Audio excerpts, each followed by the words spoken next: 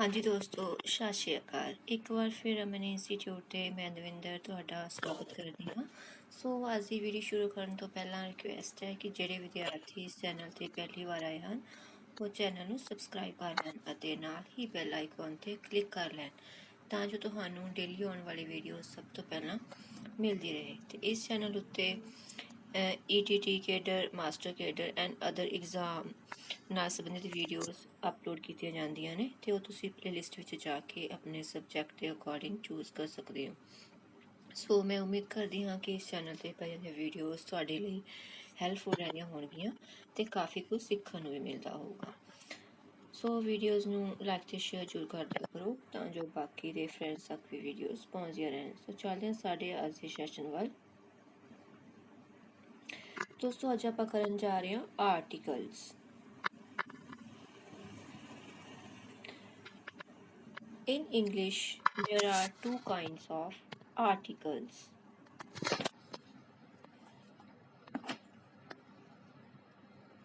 English grammar ਦੇ ਵਿੱਚ articles ਦੀਆਂ ਦੋ ਕਿਸਮਾਂ ਮੰਨੀਆਂ ਜਾਂਦੀਆਂ ਨੇ। First, definite articles and second, indefinite articles. ठीक है, डेफिनेट आर्टिकल्स ਕਿਹੜੇ ਹੁੰਦੇ ਆ ਜੋ ਕਹਿੰਦੇ ਕਿਸੇ ਨਿਸ਼ਚਿਤ ਜਿਹਦੇ ਬਾਰੇ ਨਿਸ਼ਚਿਤ ਹੋਵੇ ਸਾਨੂੰ, ਕੋਈ ਵਸਤੂ ਹੋਵੇ, ਵਿਅਕਤੀ ਹੋਵੇ ਜਾਂ ਕੋਈ ਸਥਾਨ ਹੋਵੇ, ਉਹ ਹੁੰਦੇ ਨੇ ਡੈਫੀਨੇਟ। ਤੇ ਇਨਡੈਫੀਨੇਟ ਹੁੰਦੇ ਨੇ ਜਿਨ੍ਹਾਂ ਬਾਰੇ ਕੋਈ ਸਾਨੂੰ ਨਿਸ਼ਚਿਤ ਪਤਾ ਨਾ ਹੋਵੇ। ਠੀਕ ਹੈ, ਚਾਹੇ ਉਹ ਵਿਅਕਤੀ ਹੋਵੇ, ਵਸਤੂ ਹੋਵੇ ਜਾਂ ਹੋਵੇ ਸਥਾਨ।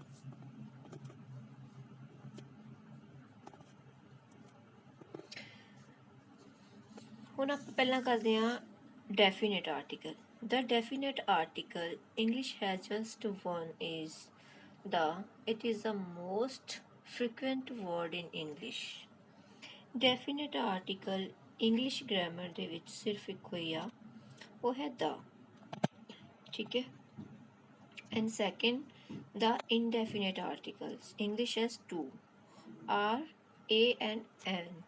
ਇੰਗਲਿਸ਼ ਗ੍ਰਾਮਰ ਦੇ ਵਿੱਚ ਇਨਡੈਫੀਨੇਟ ਆਰਟੀਕਲਸ ਨੇ ਜਿਹੜੇ ਉਹ ਦੋ ਨੇ, ਏ ਤੇ ਐਨ। ਇਸ ਲਈ ਅੱਜ ਆਪਾਂ ਕਰਨ ਜਾ ਰਹੇ ਹਾਂ ਏ, ਐਨ ਤੇ ਦਾ। ਠੀਕ ਹੈ, ਦਾ ਆ ਗਿਆ ਡੈਫੀਨੇਟ ਐਂਡ ਇਨਡੈਫੀਨੇਟਲੀ ਯੂਜ਼ ਹੁੰਦਾ ਏ ਤੇ ਐਨ ਆਰਟੀਕਲ। ਫਰਸਟਲੀ ਆਪਾਂ ਕਰਦੇ ਹਾਂ ਕਿ ਆਰਟੀਕਲ ਕਿਵੇਂ ਯੂਜ਼ ਕੀਤਾ ਜਾਂਦਾ। Articles are words that comes before a noun, before an adjective, followed with a noun, or an adverb followed with an adjective and a noun. Example, a student, the student. ठीक है, ਹੁਣ ਇਸ ਦੇ ਵਿੱਚ ਅਗਰ definite ਆ ਜਾਂ indefinite ਆ ਉਹ ਸੈਂਟੈਂਸ ਦੇ ਅਕੋਰਡਿੰਗ ਚੂਜ਼ ਹੋਏਗਾ। ਪਹਿਲਾਂ ਕੀ ਲੱਗੇਗਾ ਆਰਟੀਕਲ, ਜਿੱਦਾਂ ਏ ਤੇ ਦਾ ਵਰਤਿਆ, ਉਸ ਤੋਂ ਬਾਅਦ ਕੀ ਆ ਗਿਆ ਨਾਉਨ। ਹੁਣ ਸਟੂਡੈਂਟ ਕੀ ਆ, ਇੱਕ ਨਾਉਨ ਆ। ਉਸ ਤੋਂ ਬਾਅਦ ਕੀ ਹੋਏਗਾ, ਐਡਜੈਕਟਿਵ ਆਏਗਾ। ਜਿੱਦਾਂ ਪਹਿਲਾਂ ਕੀ ਆਇਆ ਆਰਟੀਕਲ ਏ ਤੇ ਦਾ, ਉਸ ਤੋਂ ਬਾਅਦ ਐਡਜੈਕਟਿਵ। ਐਡਜੈਕਟਿਵ ਇਸ ਦੇ ਵਿੱਚ ਗੁੱਡ ਆ ਐਂਡ ਨਾਉਨ ਕੀ a student. Third, a very good student, the very good student. ਹੁਣ ਇਸ ਸੈਂਟੈਂਸ ਦੇ ਵਿੱਚ ਪਹਿਲਾਂ ਆਰਟੀਕਲ, ਫਿਰ ਕੀ ਆਇਆ ਐਡਵਰਬ। ਹੁਣ ਇੱਥੇ ਵੈਰੀ ਆ ਜਿਹੜਾ ਉਹ ਐਡਵਰਬ ਆ ਤੇ ਐਡਜੈਕਟਿਵ ਕੀ ਆ ਗੁੱਡ ਐਂਡ ਨਾਉਨ ਸਟੂਡੈਂਟ। ਠੀਕ ਹੈ, ਇਸ ਤਰ੍ਹਾਂ ਮਤਲਬ ਸੈਂਟੈਂਸ ਦੇ ਵਿੱਚ ਇਹ ਆਉਂਦੇ ਨੇ। ਸਭ ਤੋਂ ਪਹਿਲਾਂ ਆਪਾਂ ਕਰ ਰਹੇ ਹਾਂ use of a. The word a is used before a word starting with a consonant. Consonants are B, C, D, F, G, H, J, K, L, M, N, P, Q, R, S, T, V, W, X, Y, and Z. ਦੇਖੋ ਇਹ ਦੀ ਜਿਹੜੀ ਵਰਤੋਂ ਆ ਉਹ ਆਮ ਤੌਰ ਤੇ ਕਿੱਥੇ ਕੀਤੀ ਜਾਂਦੀ ਹੈ, ਜਿੱਥੇ ਕੰਸੋਨੈਂਟਸ ਹੋਣ। ਠੀਕ ਹੈ, ਕੰਸੋਨੈਂਟਸ ਕਿਹੜੇ ਕਿਹੜੇ ਹੁੰਦੇ ਨੇ? ਆ ਹੁੰਦੇ ਨੇ ਸਾਰੇ, ਬੀ ਤੋਂ ਲੈ ਕੇ ਜ਼ੈਡ ਤੱਕ, ਇਹਨਾਂ ਨੂੰ ਕੰਸੋਨੈਂਟ ਕਿਹਾ ਜਾਂਦਾ। ਜਿੱਥੇ ਇਹਨਾਂ ਦੀ ਵਰਤੋਂ ਕੀਤੀ ਜਾਵੇ ਉੱਥੇ ਕੀ ਹੋਊਗਾ? ਏ ਦੀ ਵਰਤੋਂ ਕੀਤੀ ਜਾਵੇਗੀ ਵਾਕ ਸੈਂਟੈਂਸ ਦੇ ਵਿੱਚ। ਜਿੱਦਾਂ a horse, a child, a cat, a book, a year, a yard, etc. ठीक है, ऐसा होएगा। सेकंड, उस सिंगुलर नाउन तो पहला जो ई ਜਾਂ ਯੂ ਤੋਂ ਸ਼ੁਰੂ ਹੁੰਦਾ ਹੈ ਪਰ ਯੂ ਦੀ ਸਾਊਂਡ ਨਾਲ ਬੋਲਿਆ ਜਾਂਦਾ ਹੈ। ਠੀਕ ਹੈ, ਜਿਸ ਸੈਂਟੈਂਸ ਦੇ ਵਿੱਚ ਈ ਜਾਂ ਯੂ ਤੋਂ ਸ਼ੁਰੂ ਹੋਣਗੇ ਵਾਕ, ਪਰ ਉਹਦੇ ਵਿੱਚ ਸਾਊਂਡ ਆਊਗੀ ਜਿਹੜੀ ਉਹ ਯੂ ਦੀ ਸਾਊਂਡ। ਮਤਲਬ ਕੱਲਾ ਆਪਾਂ ਨੇ ਨਹੀਂ ਦੇਖਣਾ ਕਿ ਸੈਂਟੈਂਸ ਦੇ ਵਿੱਚ ਈ ਜਾਂ ਯੂ ਨਾਲ ਸ਼ੁਰੂ ਹੋ ਗਿਆ ਉੱਥੇ ਆਪਾਂ ਨੇ ਏ ਲਗਾ ਦੇਣਾ। ਨੋ, ਵਾਕ ਸਿੰਗੂਲਰ ਹੋਣਾ ਚਾਹੀਦਾ। ਠੀਕ ਹੈ, ਉਹਦੇ ਵਿੱਚ ਸਾਊਂਡ ਅਗਰ ਯੂ ਦੀ ਆਉਂਦੀ ਆ ਤਦ ਕੀ ਹੋਊਗਾ? ਫਿਰ ਏ ਦੀ ਵਰਤੋਂ ਕੀਤੀ ਜਾਏਗੀ। ਥਰਡ ਪੁਆਇੰਟ, ਸੌਰੀ ਐਗਜ਼ਾਮਪਲ, ਜਿੱਦਾਂ European, yes a European, euro has a Y sound. ਠੀਕ ਹੈ, ਯੂਰਪੀਨ ਆ, ਹੁਣ ਇਹਦੇ ਵਿੱਚ ਕੀ ਆ? ਵਾਈ ਦੀ ਸਾਊਂਡ ਕਰ ਰਿਹਾ। ਅ ਯੂਨੀਵਰਸਿਟੀ, ਅ ਯੂਨੀਫਾਰਮ, ਅ ਯੂਨੀਅਨ। ਵੈਸੇ ਦੇਖੋ ਏ ਈ ਆਈ ਓ ਯੂ ਵੋਵਲਸ ਨੇ ਹਨਾ, ਇਹਨਾਂ ਦੇ ਨਾਲ ਆਪਾਂ ਐਨ ਦੀ ਵਰਤੋਂ ਕਰਦੇ ਹਾਂ, ਬਟ ਇੱਥੇ ਇਹ ਸਾਊਂਡ ਯੂ ਦੀ ਕਰ ਰਹੇ ਨੇ। ਠੀਕ ਹੈ, ਇਸ ਕਰਕੇ ਇਹਨਾਂ ਦੇ ਨਾਲ ਏ ਦੀ ਵਰਤੋਂ ਹੋਏਗੀ ਅਗਰ ਇਸ ਸੈਂਟੈਂਸ ਦੇ ਵਿੱਚ ਆਉਂਦੇ ਨੇ। ਯੂਰਪੀਨ ਆਉਂਦਾ, ਯੂਨੀਵਰਸਿਟੀ, ਯੂਨੀਫਾਰਮ ਜਾਂ ਯੂਨੀਅਨ ਆਉਂਦਾ ਤੇ ਸਿੰਗੂਲਰ ਦੇ ਤੌਰ ਤੇ ਆਉਂਦਾ, ਤਾਂ ਉੱਥੇ ਫਿਰ ਕੀ ਹੋਏਗਾ? ਉੱਥੇ ਏ ਦੀ ਵਰਤੋਂ ਹੋਏਗੀ। ਥਰਡ, ਉਸ ਸਿੰਗੂਲਰ ਨਾउन ਤੋਂ ਪਹਿਲਾਂ ਜੋ ਓ ਤੋਂ ਸ਼ੁਰੂ ਹੁੰਦਾ ਹੈ ਪਰ ਵ ਜਾਂ ਵੀ ਦੀ ਸਾਊਂਡ ਨਾਲ ਬੋਲਿਆ ਜਾਂਦਾ ਹੈ। ਠੀਕ ਹੈ, ਜਿਸ ਸਿੰਗੂਲਰ ਵਾਕ ਦੇ ਵਿੱਚ ਵੀ ਦੀ ਸਾਊਂਡ ਆਏਗੀ ਉੱਥੇ ਕੀ ਦੀ ਵਰਤੋਂ ਹੋਏਗੀ? ਏ ਦੀ ਵਰਤੋਂ ਹੋਏਗੀ। ਜਿਸ ਤਰ੍ਹਾਂ ਆਪਾਂ ਐਗਜ਼ਾਮਪਲ ਲੈ ਲੈਂਦੇ ਹਾਂ, ਅ 1 ਰੁਪੀ ਨੋਟ, ਅ 1 ਆਈਡ ਮੈਨ, ਅ 1 ਮੈਨ ਟਿਊਬਲ, ਅ 1 ਵੇ ਟਿਕਟ, ਐਗਜ਼ੈਕਟ। ਜਿੱਦਾਂ ਦੇ ਇਹ ਸ਼ਬਦ ਨੇ, ਇਹ ਵਾਕ ਨੇ ਹਨਾ, ਇਹਨਾਂ ਦੇ ਵਿੱਚ ਉਹ ਵੀ ਦੀ ਸਾਊਂਡ ਆ ਰਹੀ ਆ। ਠੀਕ ਹੈ, ਇਹਨਾਂ ਦੇ ਨਾਲ ਫਿਰ ਕੀ ਹੋਏਗਾ? ਇਹ ਸਿੰਗੂਲਰ ਹੋਣ ਤੇ ਵੀ ਦੀ ਸਾਊਂਡ ਨਾਲ ਬੋਲੇ ਜਾਣ ਤਾਂ ਉੱਥੇ ਏ ਦੀ ਵਰਤੋਂ ਹੋਏਗੀ।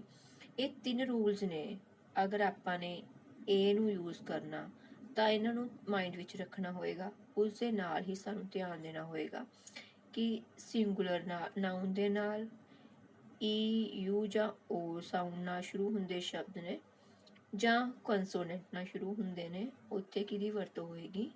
ਏ ਦੀ ਵਰਤੋਂ ਹੋਏਗੀ। ਨੈਕਸਟ ਚੱਲਦੇ ਆਪਾਂ use of N. The word an is used before a word starting with a vowel sound. Vowels are a, e, I, o, u, an apple, an egg, an eye, an inkpot, an orange, an umbrella, an army, an euchre, an idiot, an Australian। ਜਿਹੜੇ ਇਹ ਸ਼ਬਦ ਨੇ ਇਹਨਾਂ ਦੇ ਨਾਲ ਐਨ ਦੀ ਵਰਤੋਂ ਕੀਤੀ ਗਈ ਆ। ਏ ਈ ਆਈ ਓ ਯੂ ਹਨਾ, ਇਹ ਵੋਵਲਸ ਨੇ, ਜਿੱਥੇ ਵੋਵਲਸ ਇਹਨਾਂ ਦੀ ਸਾਊਂਡ ਆਉਂਦੀ ਹੋਵੇ ਉੱਥੇ ਕਿਹਦੀ ਵਰਤੋਂ ਹੁੰਦੀ ਆ? ਐਨ ਦੀ ਵਰਤੋਂ ਹੁੰਦੀ ਆ। Second, it is also used before words starting with a silent H such as an honor, hour, an or honor, an ear, an honest man, hotel, historical building, an horrible man। ਹੁਣ ਇਹਨਾਂ ਸ਼ਬਦਾਂ ਦੇ ਵਿੱਚ H ਆ ਜਿਹੜੀ ਉਹ silence ਆ ਤੇ ਉਹ ਦੀ ਜਿਹੜੀ ਸਾਊਂਡ ਆ ਉਹ ਆ ਰਹੀ ਆ। ਇੱਥੇ ਵੀ ਕਿਹਦੀ ਵਰਤੋਂ ਹੋਏਗੀ? ਫਿਰ ਐਨ ਦੀ ਵਰਤੋਂ ਹੋਏਗੀ। ਥਰਡ, ਸਿੰਗੂਲਰ ਨਾउन ਤੋਂ ਪਹਿਲਾਂ ਕਿਸੇ ਕੰਸੋਨੈਂਟ ਤੋਂ ਸ਼ੁਰੂ ਹੁੰਦਾ ਹੈ ਪਰ ਵੋਵਲ ਦੀ ਸਾਊਂਡ ਨਾਲ ਬੋਲਿਆ ਜਾਂਦਾ ਹੈ। ਜੇਕਰ ਕਿਸੇ ਸਿੰਗੂਲਰ ਨਾउन ਦੇ ਵਿੱਚ ਜਿਹੜਾ ਕਿ ਸਿੰਗੂਲਰ ਨਾउन ਤੋਂ ਸ਼ੁਰੂ ਹੁੰਦਾ ਹੈ ਤੇ ਕੰਸੋਨੈਂਟ ਤੋਂ ਸ਼ੁਰੂ ਹੁੰਦਾ ਹੈ ਪਰ ਵੋਵਲ ਦੀ ਜਿਹੜੀ ਸਾਊਂਡ ਆ ਉਹ ਇਹਨਾਂ ਏ ਈ ਆਈ ਓ ਯੂ ਜਿਹੜੇ ਵੋਵਲਸ ਨੇ ਇਹਨਾਂ ਦੀ ਸਾਊਂਡ ਆਉਂਦੀ ਹੋਵੇ, ਫਿਰ ਉੱਥੇ ਕਿਹਦੀ ਵਰਤੋਂ ਹੋਏਗੀ? ਐਨ ਦੀ ਵਰਤੋਂ ਹੋਏਗੀ। Example, N M P, M A, M L A. ਠੀਕ ਹੈ, ਇੱਦਾਂ ਜਿਹੜੇ ਵਰਡ ਹੋਣਗੇ ਉੱਥੇ ਹਮੇਸ਼ਾ ਐਨ ਵਰਤਿਆ ਜਾਏਗਾ। ਰਿਮੈਂਬਰ, ਐਬਰੀਵੇਸ਼ਨਸ ਦੀ ਫੁੱਲ ਫਾਰਮ ਸਮੇਂ ਇਹ ਨਿਯਮ ਲਾਗੂ ਨਹੀਂ ਹੁੰਦਾ। ਜਿੱਦਾਂ ਹੁਣ ਆਪਾਂ ਨੇ ਸਿਰਫ ਇਹ ਫੁੱਲ ਫਾਰਮ ਨਹੀਂ ਹੈਗੀਆਂ, ਸ਼ਾਰਟ ਫਾਰਮ ਨੇ MP, MA ਜਾਂ MLA ਜਾਂ ਹੋਰ ਵੀ ਨੇ ਜਿਹੜੀਆਂ SHO, ਠੀਕ ਹੈ, MP, ਇਹਨਾਂ ਦੇ ਨਾਲ ਹੀ ਐਨ ਦੀ ਵਰਤੋਂ ਹੋਏਗੀ। ਅਗਰ ਇਹਨਾਂ ਦੀ ਫੁੱਲ ਫਾਰਮ ਹੋਏਗੀ ਤਾਂ ਉਦੋਂ ਐਨ ਨਹੀਂ ਵਰਤਿਆ ਜਾਏਗਾ। ਇਸ ਗੱਲ ਨੂੰ ਹਮੇਸ਼ਾ ਧਿਆਨ 'ਚ ਰੱਖਣਾ। ਜਿੱਦਾਂ MP ਦੀ ਫੁੱਲ ਫਾਰਮ ਆ ਮੈਂਬਰ ਆਫ ਪਾਰਲੀਮੈਂਟ, ਆ ਮਾਸਟਰ ਆਫ ਆਰਟਸ, ਆ ਮੈਂਬਰ ਆਫ ਲੈਜਿਸਲੇਟਿਵ ਅਸੈਂਬਲੀ। ਅਗਰ ਆਪਾਂ ਇੱਦਾਂ ਫੁੱਲ ਫਾਰਮ ਯੂਜ਼ ਕਰਾਂਗੇ ਫਿਰ ਉੱਥੇ ਐਨ ਵਾਲਾ ਜਿਹੜਾ ਨਿਯਮ ਆ ਉਹ ਲਾਗੂ ਨਹੀਂ ਹੋਏਗਾ। ਦੈਨ ਫਿਰ ਉੱਥੇ ਸੈਂਟੈਂਸ ਦੇ ਅਕੋਰਡਿੰਗ ਏ ਜਾਂ ਦਾ ਜੋ ਵੀ ਲੱਗੇਗਾ ਉਹ ਉਸ ਦੇ ਅਕੋਰਡਿੰਗ ਹੀ ਯੂਜ਼ ਹੋਏਗਾ।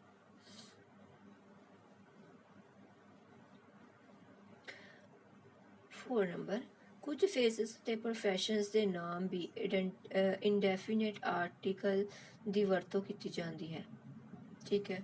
ਜਿੱਦਾਂ a few, a little, a lot, a clerk, a doctor, a teacher, a peon, a sweeper।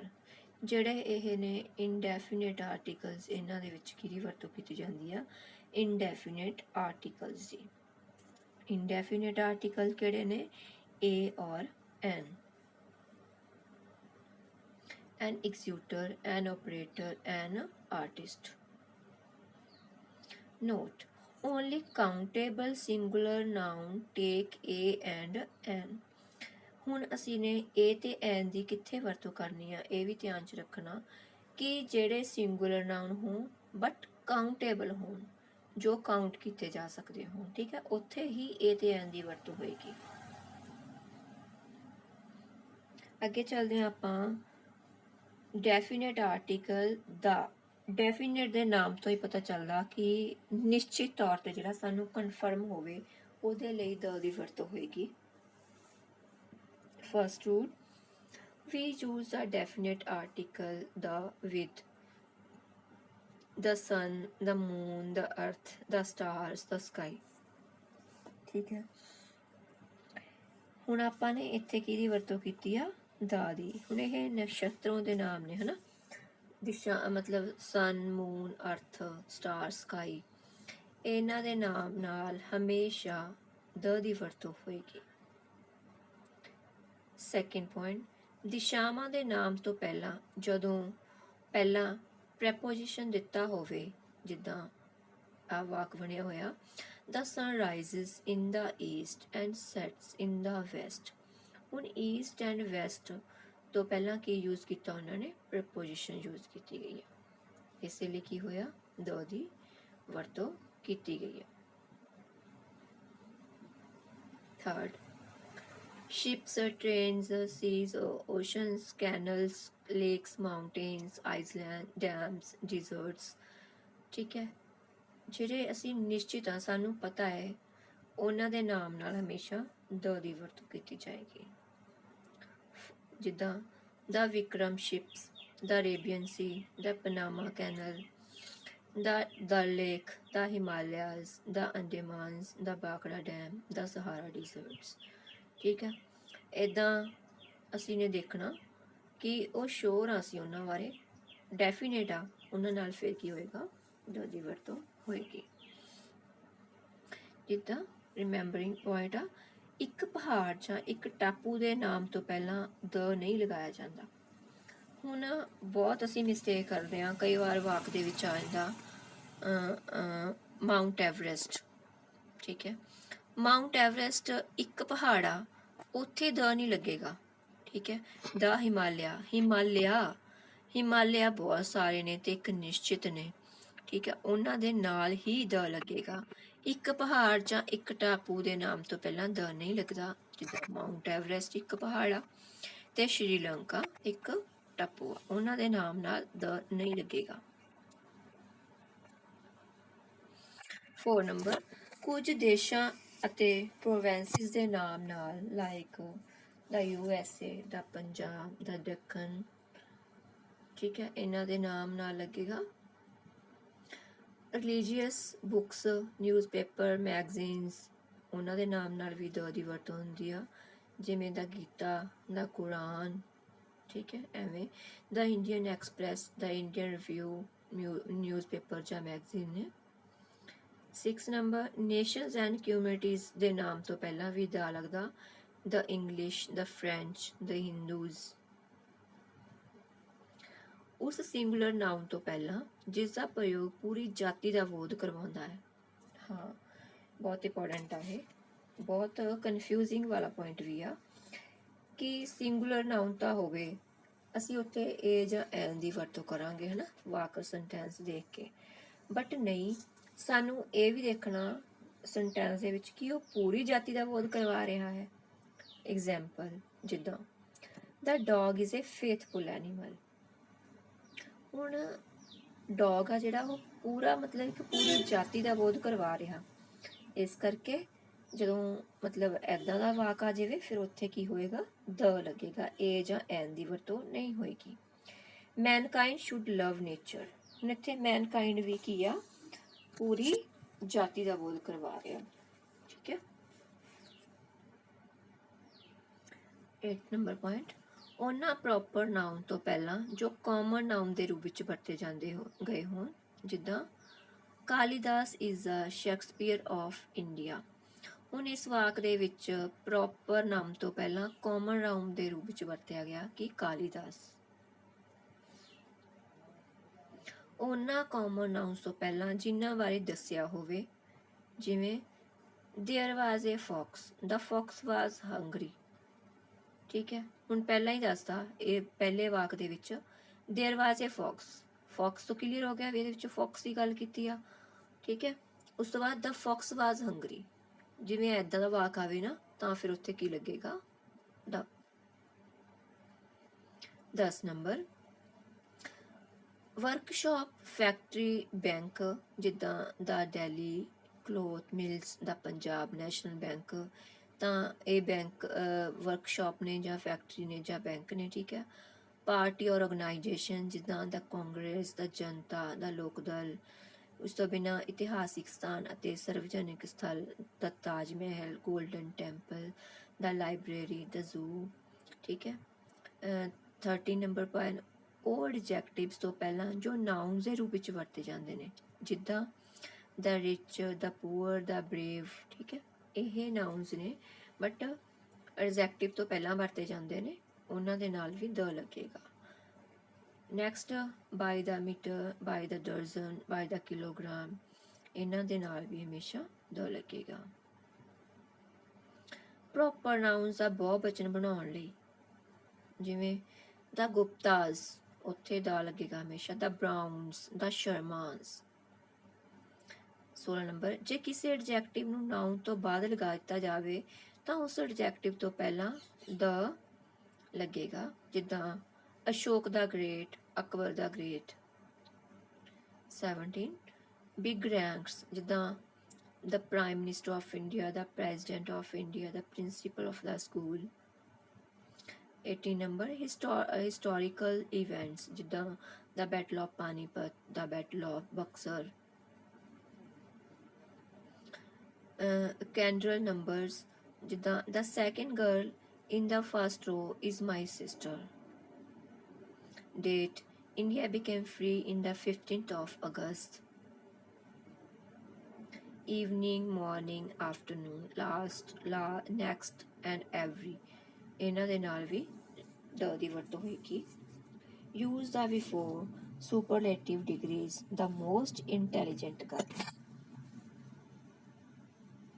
comparative degrees ਤੋਂ ਪਹਿਲਾਂ ਜੇ ਉਸ ਦੇ ਅੱਗੇ then ਨਹੀਂ ਵਰਤਿਆ ਗਿਆ, ਇਹ ਧਿਆਨ 'ਚ ਰੱਖਣਾ ਕਿ ਅਗਰ then ਨਹੀਂ ਵਰਤੋਂ ਕੀਤਾ ਗਿਆ, comparative degree ਲੱਗੀ ਹੋਈ ਆ ਤਾਂ ਵੀ ਦ ਦੀ ਵਰਤੋਂ ਹੋਏਗੀ, ਜਿੱਦਾਂ the older he grew the worse he became, ਠੀਕ ਹੈ। all and both ਤੋਂ ਬਾਅਦ ਪਰੰਤੂ whole ਅਤੇ same ਤੋਂ ਪਹਿਲਾਂ, ਜਿੱਦਾਂ all the boys making a noise and their ages are the same, ਠੀਕ ਹੈ। ਇਸ ਤਰ੍ਹਾਂ ਮਤਲਬ ਵਾਕ ਹੋਣਾ ਚਾਹੀਦਾ।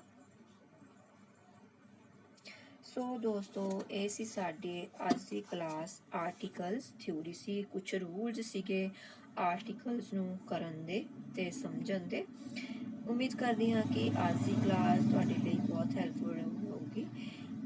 ਕੱਲ ਨੂੰ ਆਪਾਂ ਨੈਕਸਟ ਸੈਸ਼ਨ ਦੇ ਵਿੱਚ ਕੁਐਸਚਨਿੰਗ ਕਰਾਂਗੇ ਤੇ ਉਹਦੇ ਵਿੱਚ ਤੁਸੀਂ ਨੇ ਇਹ ਰੂਲਸ ਅਪਲਾਈ ਕਰਕੇ ਦੇਖਣੇ ਨੇ। ਸੋ WhatsApp ਗਰੁੱਪ ਜੁਆਇਨ ਕਰਨ ਲਈ ਤੁਸੀਂ ਇਸ ਨੰਬਰ ਤੇ ਕੰਟੈਕਟ ਕਰ ਸਕਦੇ ਹੋ। ਵੀਡੀਓ ਨੂੰ ਲਾਈਕ ਤੇ ਸ਼ੇਅਰ ਤੇ ਆਪਣੇ ਸੁਝਾਅ ਦੇਣਾ ਨਾ ਭੁੱਲਿਓ। Thank you so much.